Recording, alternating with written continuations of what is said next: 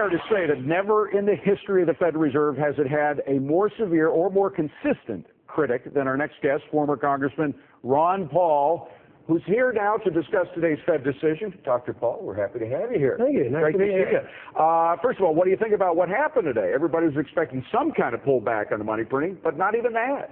No, it wasn't, but I think that's a very bad sign. That must mean the Fed is really worried. You know, everybody thought, well, they could now. Worried about what? About the economy, because they're always bragging that the economy is doing well, the employment is up, and the deceit, I believe, deception that they put out there, everything is doing pretty good. So now he says, no, it isn't going good, so we're going to keep inflating. It's 85, we have to do it. So I think it's a really bad sign, but the markets liked it, all of a sudden. The markets are doing well, there's no doubt, but the average American clearly, as we pointed out, average income is flat, which when you add in even the little bit of inflation that the Fed is willing to admit to, and frankly I think it's more than that because they don't count food and gas, even then the average American loses value as a result of their income being stagnant. Yeah, and even if he gets his 2%, if you think of it in a moral sense, what right does he have to take away 2% of our purchasing power deliberately?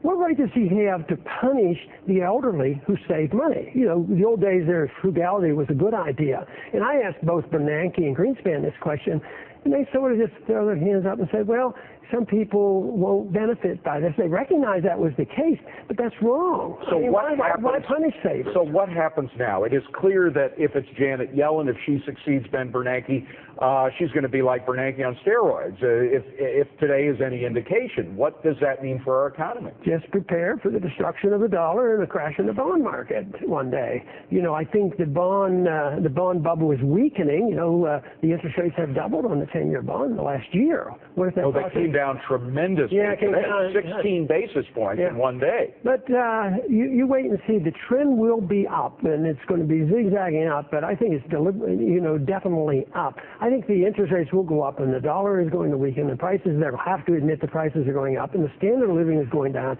And the worst political problem we have is the discrepancy between the poor and the middle class and the wealthy. I feel in a weird position where I have to defend the Fed for a second here. The housing market has benefited from these low interest rates. There's no question about that, right? Well, yes, some places, but I don't know whether it's all good investment because they get their signal from the Fed. They didn't get the signal from savings. So you still could have people doing things that they shouldn't do. I hear advertisements on the TV that we'll renew your mortgages and you don't have to have anything down, and all this stuff is harkening back to the financial crisis. But I don't. Some of it will be good investment, but I think as long as the interest rates are artificial, I think you're going to get malinvestment, misdirected investment, and people are going to make mistakes, and you don't know what they are until the correction has to come. Is there anything Congress or even the president can do? I mean, the president clearly seems to be veering towards Janet Yellen, particularly since Larry Summers pulled out over the weekend, so perhaps no help there. What about Congress? To help anybody following in your footsteps and trying to hold the Fed's feet to the fire? Well, there's a couple in the House, and I imagine my son will talk about the Fed now and then. So there'll be a few there, but I think it's going to grow in numbers. But the most important thing is what happened to me last night. I was at a book signing event, and a young kid came up to me and wanted to talk about the Fed. I said, how old are you? He says, 14. They're reading about the Fed, and there's a whole generation that never talked about the Fed until 4 or 5 years ago. It's a big issue. Money is a big issue. It's 1/2 of every single transaction, and we don't even know how to define a dollar. Could it become an issue in the next presidential election, perhaps even whether we should have a Fed?